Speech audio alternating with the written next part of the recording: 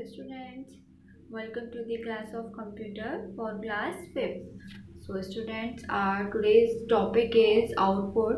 So today in this class we will discuss about the output, that what is output and what are output devices.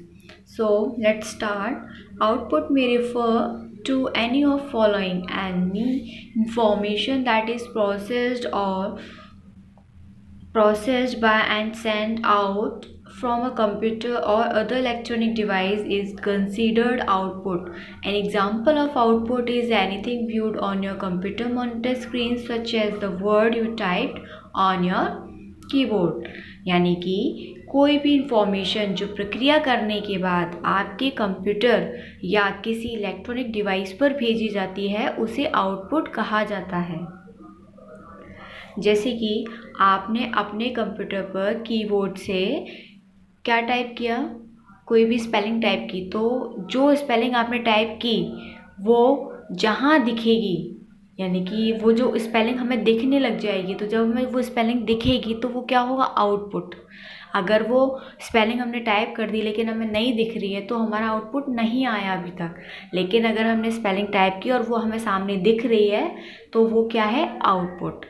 लेकिन एक example और है जिसके according मैं आपको बताऊंगी कि प्रोसेस क्या है, इनपुट क्या है और आउटपुट क्या है. जैसे कि चाय बनाने के लिए हमें क्या चाहिए होता है, सामग्री. उसके बाद फिर हम उस सामग्री के साथ प्रक्रिया करते हैं, यानी कि चाय बनाते हैं, फिर हमारी चाय बनकर तैयार हो जाती है. तो उसी प्रकार जो हमने चाय बनाने के लिए जो इंग्रेडिएंट्स इकट्ठे किए या जो सामग्री इकट्ठी की वो क्या है, इनपुट. हमने चाय बनाई, वो है प्रोसेस. लेकिन हमारी चाय बनकर तैयार हो गई, वो क्या है, वो है आउटपुट. सो स्टूडेंट्स, इसी प्रकार हमने जो कंप्यूटर में कीबोर्ड से टाइप किया तो वो जिस स्क्रीन पर वो हमें जब दिखेगा तो वो क्या होगी, हमारी आउटपुट होगी. और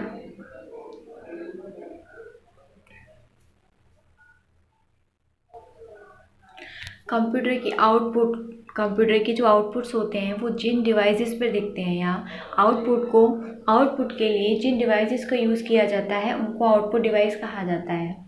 जैसे कि हमने जो टाइप किया कंप्यूटर में तो वो हमें कहाँ दिखेगा, रिजल्ट तो बाहर आएगा आउटपुट, लेकिन किसके थ्रू आएगा, कुछ तो ऐसी चीज़ होगी, कुछ तो ऐसी डिवाइस होगी जिसके थ्रू बाहर आएगा. तो आउटपुट को दिखाने के लिए या आउटपुट को देखने के लिए हम जिन डिवाइसेस का यूज़ करते हैं उन्हें आउटपुट डिवाइसेस कहा जाता है. तो आउटपुट डिवाइसेस में पहले है monitor. A monitor is an electronic device that shows pictures for computers. Monitors often look similar to television. The main difference between a monitor and a television is that a monitor does not have a television tuner to change channels. Monitor often have higher display resolution than televisions. यानी कि एक जो computer monitor होता है वो एक electronic device है, सबको पता है बिजली से चलती है वो, और जो कि क्या करती है, जो कि कंप्यूटर पर आपको सारी पिक्चर्स को दिखाती है, यानी कि जो आउटपुट आता है वो सब दिखाती है. इस प्रकार जो मॉनिटर होता है बिल्कुल टीवी की तरह लगता है, टेलीविज़न की तरह लगता है. जैसे आप घर में टीवी देखते हैं ना, बिल्कुल वैसी ही लगती है वो. लेकिन उनमें दोनों में अंतर क्या होता है, अंतर ये होता है कि जिस प्रकार आप टीवी में चैनल चेंज कर सकते हैं ऐसा टेलीविज़न ट्यूनर मॉनिटर में नहीं होता. वैसे ही मॉनिटर में क्या है, उसकी हायर डिस्प्ले रिजोल्यूशन, यानी कि किसी भी चीज़ को प्रदर्शित करने की क्षमता जो होती है वो अच्छी होती है टेलीविज़न से. Next is a printer. Printer is a device that accepts text and graphic output from a computer and transfer the information on to paper, usually to standard size sheets of paper. Printers vary in size, speed, sophistication and cost. In general, more expensive printers are used for higher resolution color printing. यानी कि printer क्या है, printer जो एक ऐसी device है जो कि हमारे कंप्यूटर से टेक्स्ट और ग्राफिक को प्रिंटर में सेंड किया जाता है, और प्रिंटर जो क्या करता है वो हमारे टेक्स्ट को और ग्राफिक को पेपर में ट्रांसफ़र कर देता है। जैसे कि हमने एप्पल की स्पेलिंग टाइप करी कंप्यूटर में, तो स्पेलिंग को हमने टाइप करने के बाद अगर हम उसको पेपर पे चाहते हैं तो हम कौन सी डिवाइस का यूज़ करेंगे? प्रिंटर का यूज़ करेंगे। तो प्रिंटर क्या करता है? हमारी जो आउटपुट होती है उसको पेपर के रूप में बाहर लेकर आता है। लेकिन जो प्रिंटर होते हैं वो अलग अलग साइज़ में, अलग अलग स्पीड में, अलग अलग कॉस्ट में, अलग अलग साइज़ में होते हैं। कोई महंगा, कोई सस्ता, कोई साइज़ में बड़ा, कोई छोटा, किसी की स्पीड फास्ट तो किसी की स्लो। तो इस प्रकार हमारे जो प्रिंटर्स होते हैं वो अलग अलग साइज़ के, अलग अलग कॉस्ट के होते हैं, और उसी प्रकार उनकी किसी भी चीज़ को प्रदर्शन करने की या प्रिंट करने की क्षमता भी उनकी अलग अलग होती है। कुछ एक्सपेंसिव होते हैं और कुछ नहीं होते हैं।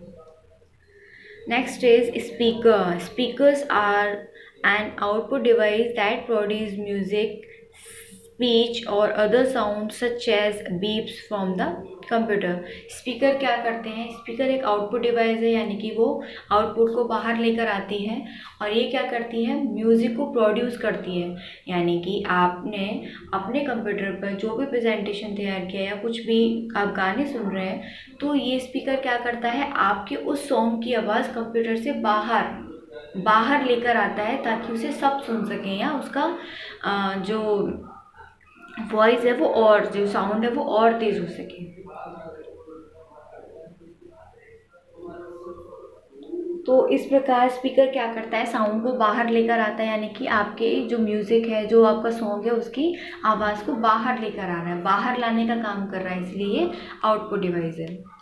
Next is limitation of a computer, यानी कि कंप्यूटर की सीमाएं।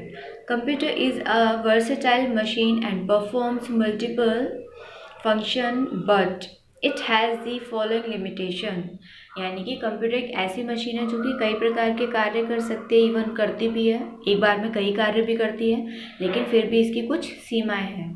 तो first is lack of decision making ability, इसमें किसी भी निर्णय को लेने की क्षमता नहीं होती है, यानी कि इसमें किसी भी निर्णय को लेने की कमी होती है, यानी कि हर निर्णय खुद नहीं ले सकता। नेक्स्ट देखते हैं क्या है इसमें। A computer does not have a brain like human beings. It cannot take a decision on its own. It can only take decisions as per instructions given by the user. यानी कि computer को जो है वो human इंसानों की तरह उनको दिमाग नहीं है, दिमाग नहीं दिया गया है, तो इस प्रकार ये अपने जो डिसीजंस हैं वो खुद नहीं ले सकते। इवन इनको कंप्यूटर को यूज़ करने वाला जो निर्देश इनको देता है, ये उसी के अकॉर्डिंग डिसीजन लेते हैं और उसी के अकॉर्डिंग ये काम करते हैं। लैक ऑफ इंटेलिजेंस, इनमें दिमाग नहीं होता, इनमें बुद्धि की कमी होती है। जैसे कि a computer is not gifted with intelligence as human beings are, it can only work as per the instructions given by the human beings, यानी कि एक कंप्यूटर को एक इंसान की तरह एज अ गिफ्ट दिमाग नहीं मिला है उसको, यानी कि जैसे इंसान में दिमाग होता है किसी भी चीज़ को करने का, सोचने का, लेकिन कंप्यूटर में नहीं होता है। हम कंप्यूटर को जो करने के लिए बोलेंगे वो वही करेगा, वो खुद से कुछ भी नहीं सोच सकता, खुद से कुछ भी नहीं कर सकता।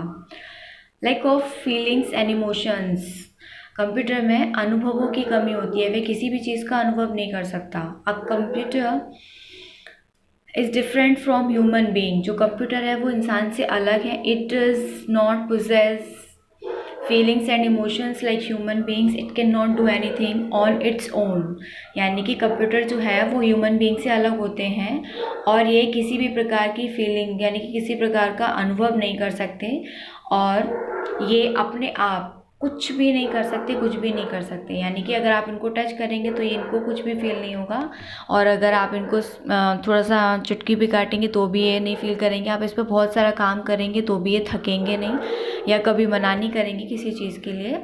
Next is time taken in planning and programming, यानी कि time taken in planning and programming, यानी कि अगर इस पर कोई काम किया जाए या किसी काम को करने के लिए कोई प्लानिंग की जाए तो उसमें इनको बहुत टाइम लगता है। We have to first choose the job to be computerized, and then proper planning, and then development of programs can take days, months, and sometimes even years. यानी कि पहले तो हमें इसमें ये डिसाइड करना होता है कि हमें काम क्या करना है, यानी कि हमें कंप्यूटर पे करना क्या है।